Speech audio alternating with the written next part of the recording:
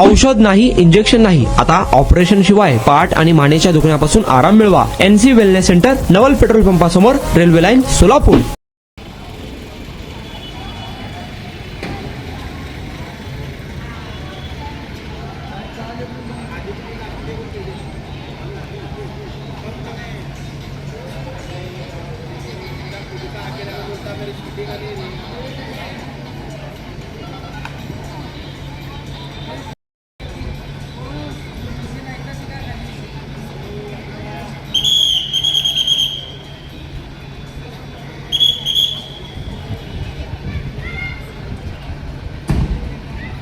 आणि आता अवस्था अशी व्हायला लागली होती की मी बसत किंवा उभं राहत नव्हतो, तर जास्तीत जास्त झोपून राहायचा प्रयत्न करायचो.